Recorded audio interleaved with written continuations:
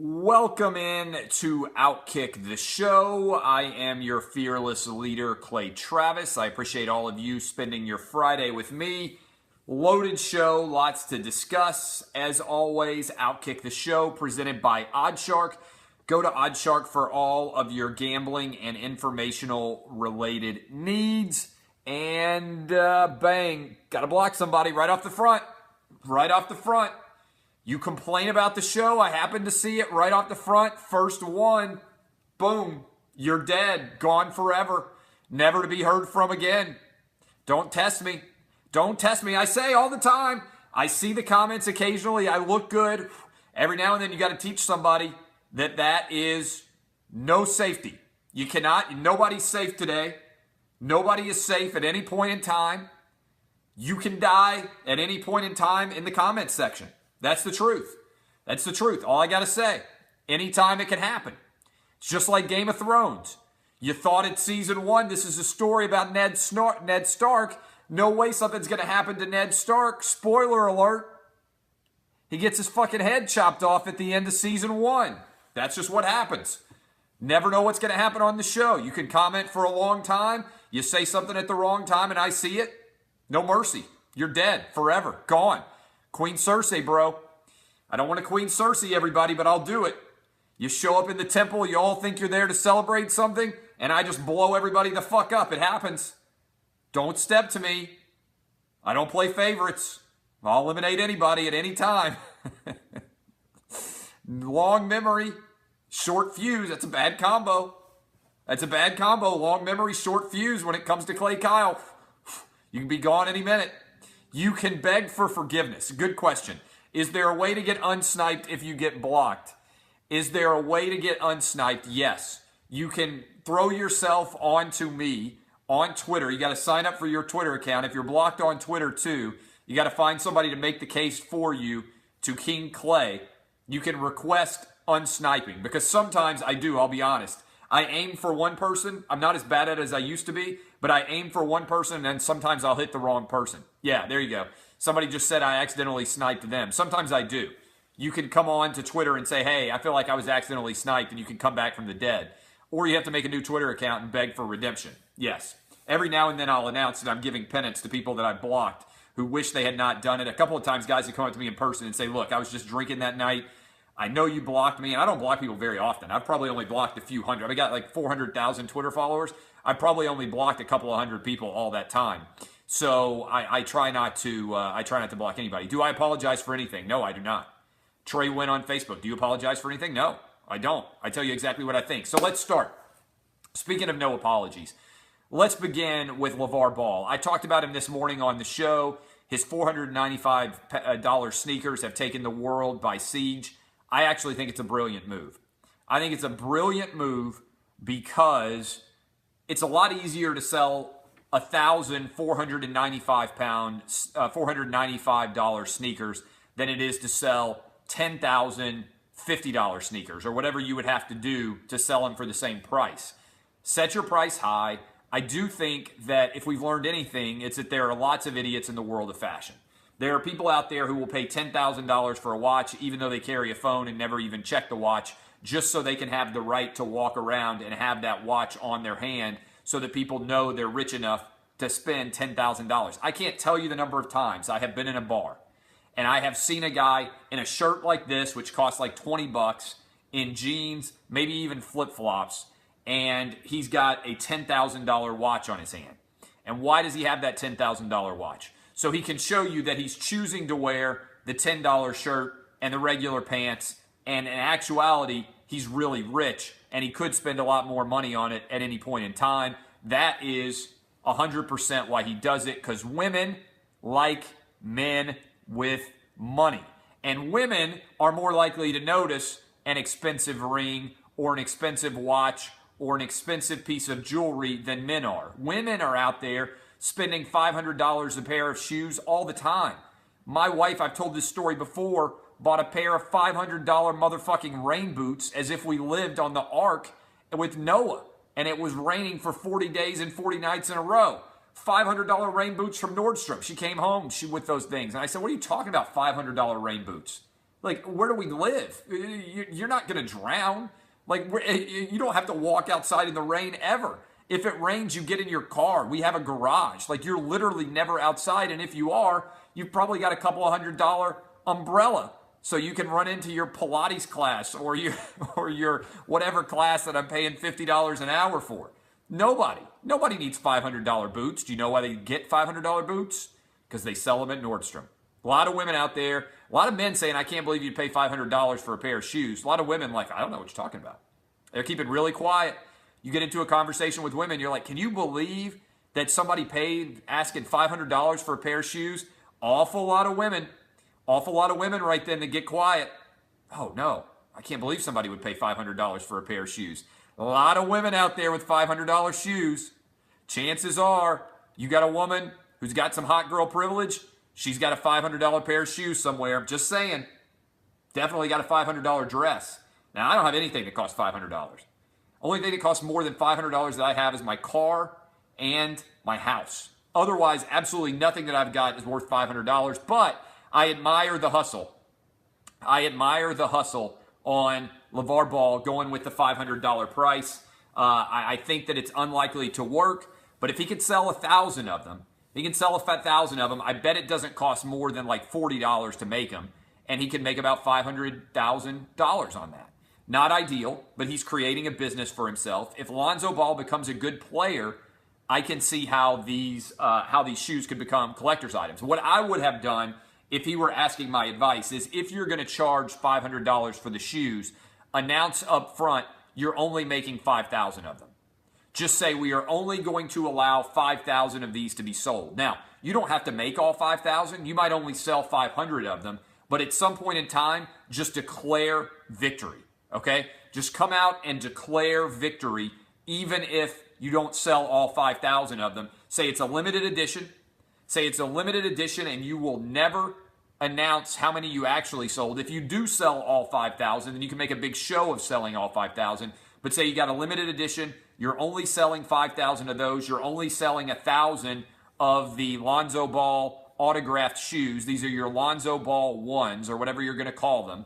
And then you create the element of scarcity. People love to buy things if they think that other people can't get them. This idea of a limited edition is a great selling point. So I think it's possible that he could have sold 5,000 pairs of shoes if he says that he's only going to sell 5,000.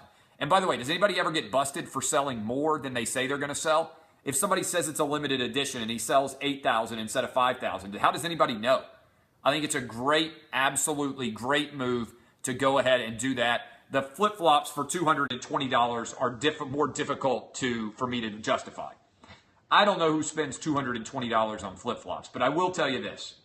If you walk into a strip club with an expensive watch, strippers will notice. Women notice the amount of money that you spend on things, and they then want to spend time with you. That's why men do it. But in all, it is a ridiculous proposition that I hope works well. We're going to be having a total setup on the Outkick show. We will be having a premium section of Outkick the coverage. And I hope that this works for Lonzo Ball, because I like to believe there's hundreds of thousands, if not millions of dollars to make on an audience from a premium perspective. Okay, second thing that I want to talk about today. Is this is unbelievable to me. Absolutely unbelievable. We do need to get Lavar Ball back on the show. Jay Cutler has signed with Fox. I knew that he was talking to Fox for several weeks, but I didn't know that we were going to sign him until I heard today. So Jay Cutler retiring and signing to do NFL. He's going to be in the booth with Kevin Burkhardt and with Charles Davis, two good guys. You now means you've got a Tennessee graduate in Charles Davis and a Vanderbilt graduate in Jay Cutler as the number 2, I believe, announced team for Fox. So here's what I would say about this in general. First of all, I'm intrigued to see how Jay Cutler is going to be. A lot of people say, oh, Jay Cutler is going to be awful. I don't buy into that at all. I think Jay Cutler will probably be pretty good. And the two examples that I would use are two people that I've worked with at Fox and or met at Fox that have been really good on television. Everybody said A-Rod was awful with the media. A-Rod is extraordinarily good on television, like really good on the Fox baseball show.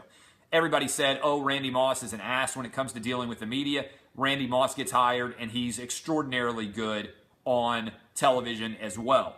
two different guys who have very questionable relationships with the media during their career.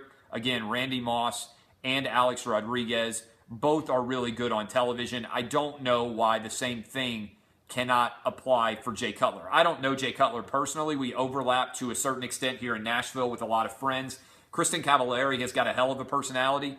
As many of you just said in the comments, you would think that he has to have a decent personality to get her, but I don't know him personally, so if I don't know somebody personally, I don't come out and say nowadays what I think about them, because I feel like if I met them, I might have a different perspective. So Jay Cutler, I think, will do well in the booth. We'll have to wait and see exactly. Here's the question.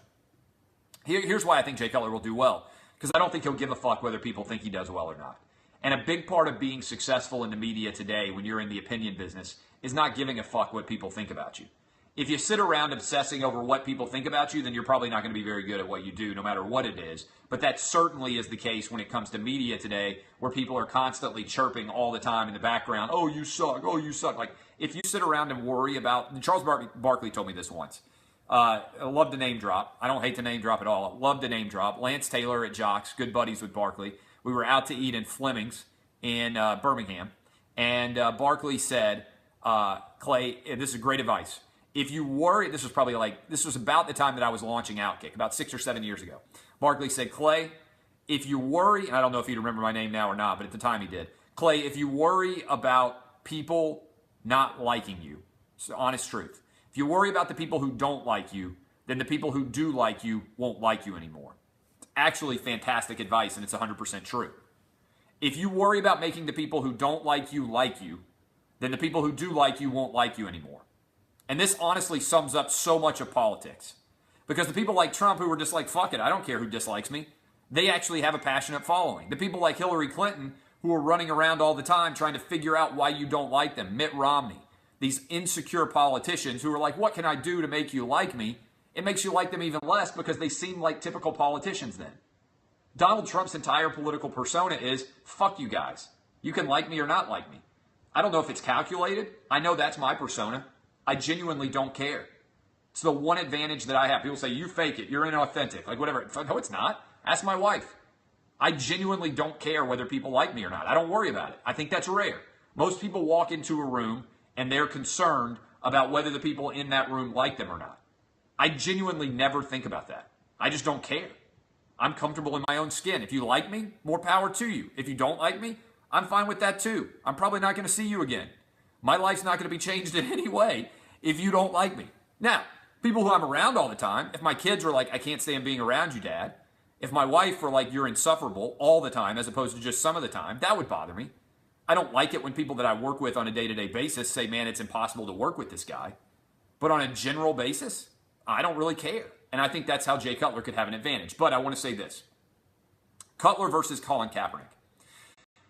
Do you see the number of people at ESPN who are continuing to beat the Colin Kaepernick does not have a job drum? I want to encourage all of you to do this. I want you to encourage all of your friends to do the same thing. The next time you see somebody at ESPN pointing out that Colin Kaepernick doesn't have a job, why don't you ask them this? If Colin Kaepernick is so employable, how come ESPN doesn't employ him?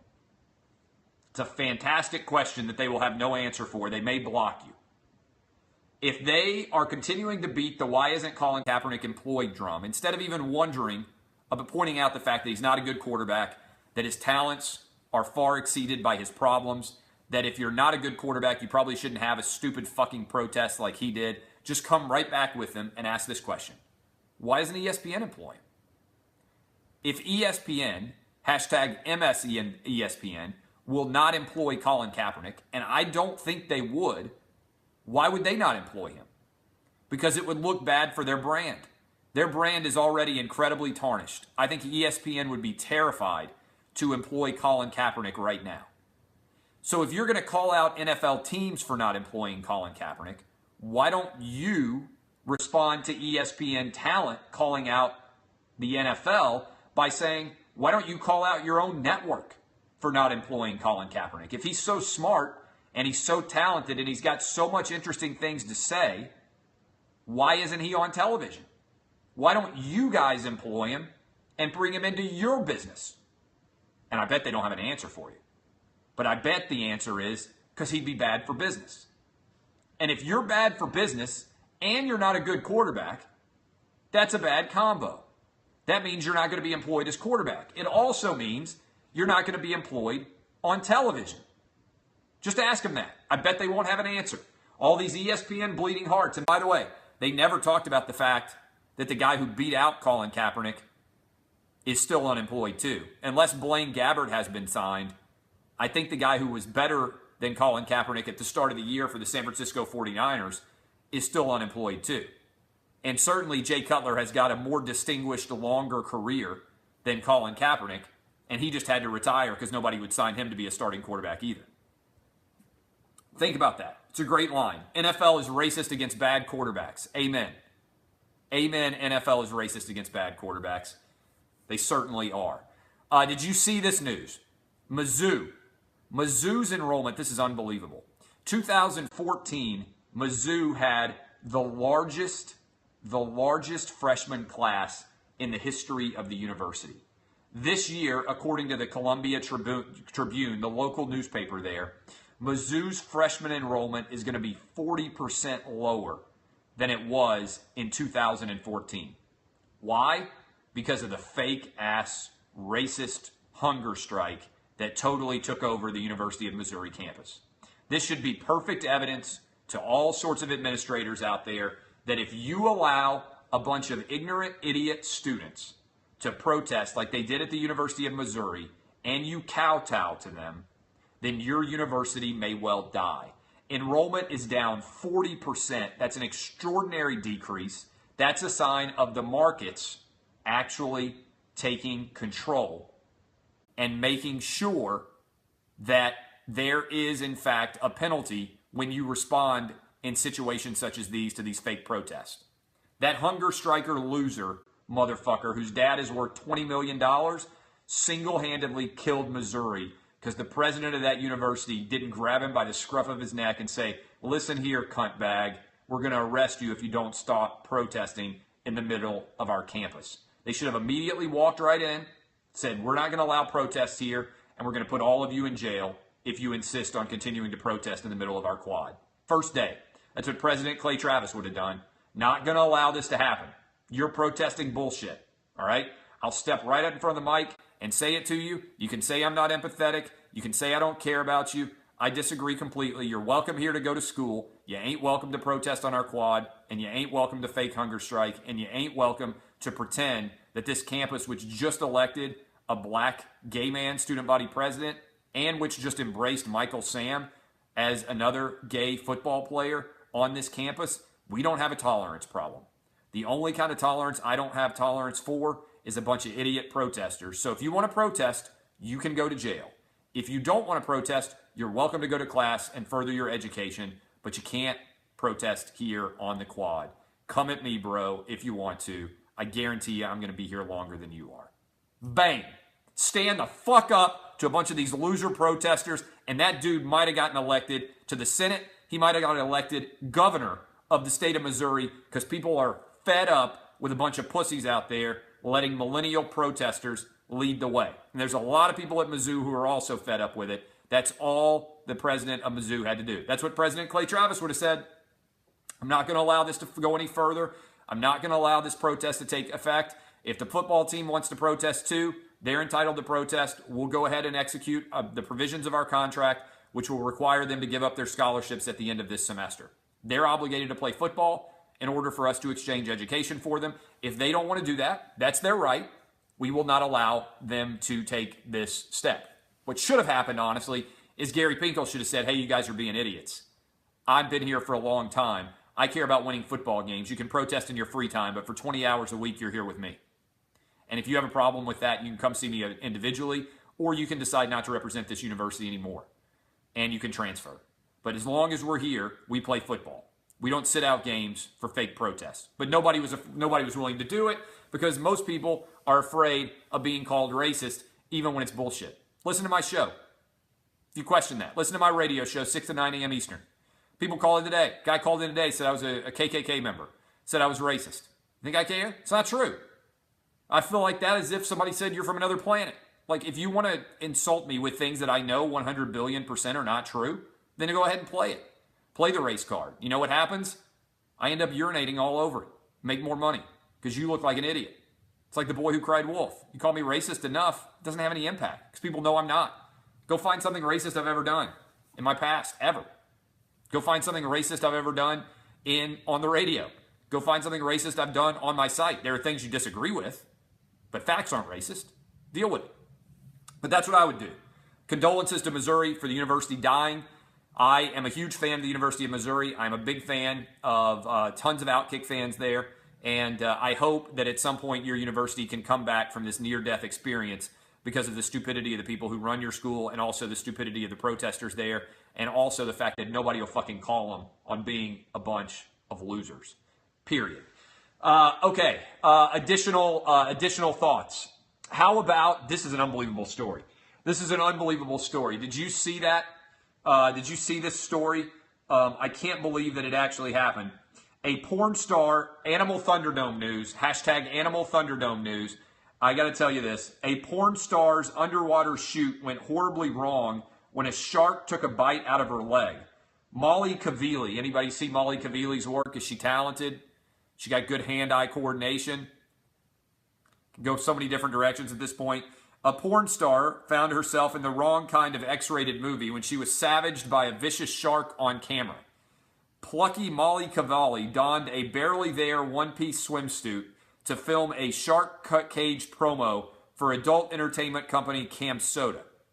She gets in, she gets attacked. The shoot went horribly wrong when a 10-foot lemon shark broke through the metal barrier and took a chunk out of her foot and ankle. It's like basically the equivalent of a money shark for a money shot for a shark.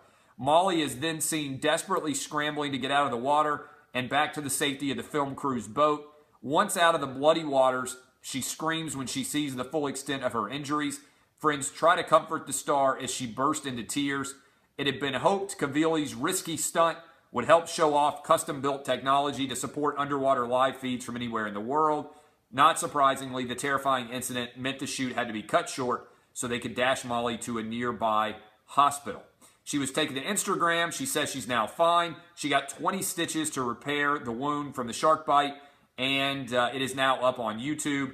She has a couple of nice pairs of cans that fortunately were not impacted. As a huge fan of both boobs and the First Amendment, I was terrified when I saw this story. I said, good Lord, please let nothing have happened to her boobs. Fortunately, only her foot was harmed. Rex Ryan has not been heard from since the injury, but we assume that he is currently curled up in the fetal position, banging his hands and fists onto the ground over and over again, screaming, why, like Tanya Harding right after she was capped in the knee by Jeff Gillooly and that big, fat bodyguard in the situation.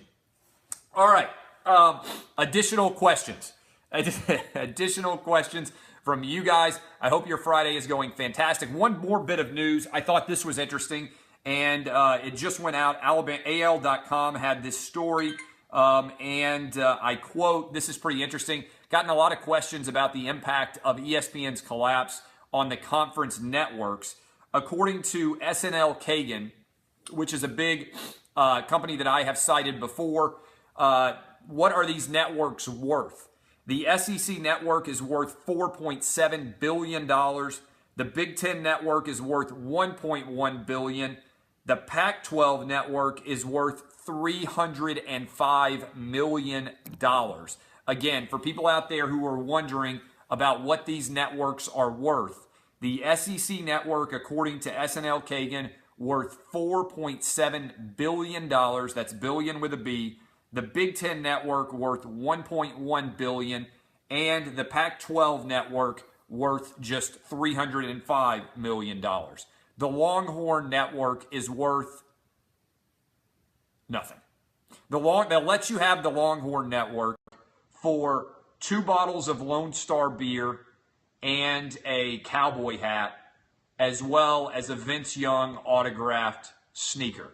That's what SNL Kagan, they went down the list. They said, again, SEC network worth $4.7 billion. The Big Ten network worth $1.1 billion. The Pac-12 network worth $305 million. the Longhorn Network worth 2 Lone Star beers, a Vince Young autographed sneaker, and a cowboy hat in the grand scheme of things when it comes to network values. That is actually a story up on al.com. I put out the link if you want to go on to Twitter and read it for yourself. At ClayTravis is my Twitter handle. Okay, any additional questions? Can the SEC break away from ESPN? No. They are signed with ESPN through, I believe, 2034. 2034 is the extension for the SEC network. I've been asked a lot about the ACC network. I don't believe the ACC network is launchable.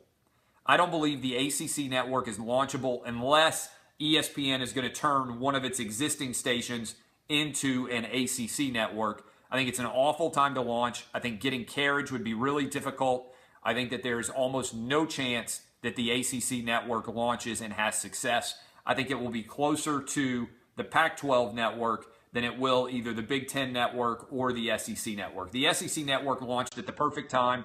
All of my stories about it were 100% right. If you were fortunate enough to be reading Outkick during this time of the SEC network launch, I basically nailed every single aspect of the SEC network. Every single detail financially, every single aspect of it, it all was out there. I broke every bit of news on it, and I've been right. People are still catching up to what I was right about. You're also seeing that happen now with ESPN. I don't know if you guys saw this story this morning, but ESPN this morning, there was a huge story that Bob Iger is interested in running for president. I wrote that a while ago as the overarching story behind why I thought ESPN had gone so left-wing, and I still think that's likely what's going to happen. I think that he is going to try to run for president. He's going to try to argue that he's the inclusive billionaire. His contract runs out just in time for him to start a 2020 campaign against Donald Trump. I think that is going to happen.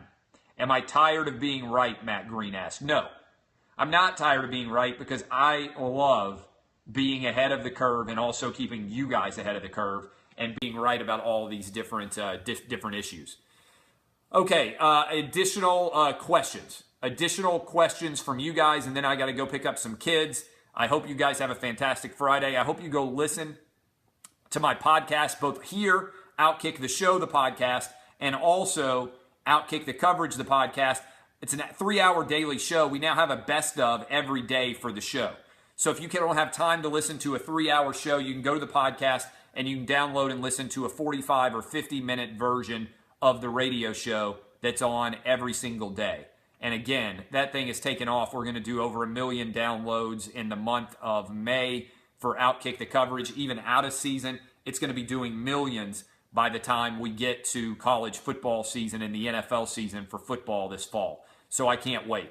I want to encourage you guys again, go to 38 Cottages, 38cottages.com. I will be leaving 2 weeks from today.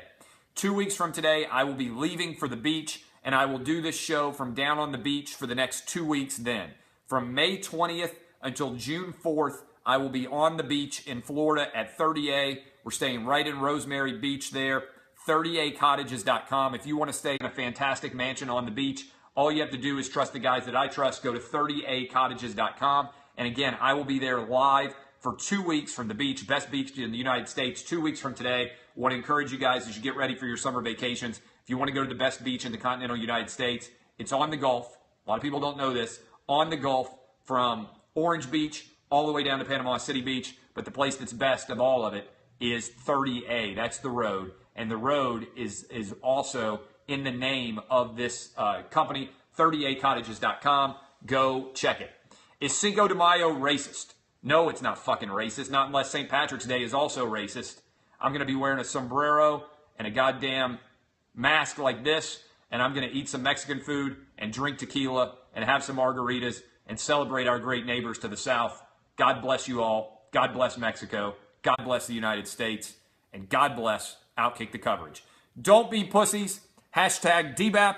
Go buy our shirts at Outkick Gear. Get ready for Outkick Premium. And thank you guys for being great Americans and spending your time with us. I am ClayTravis. This has been Outkick the Show. Remember, as always, hashtag DBAP. Don't be a pussy. Have a great weekend, boys and girls. I'll see you again Monday morning at 6 a.m. Eastern. We start another week of fun and frivolity. look out for sharks, especially if you're a porn star. I'll see y'all next week. Have great weekends.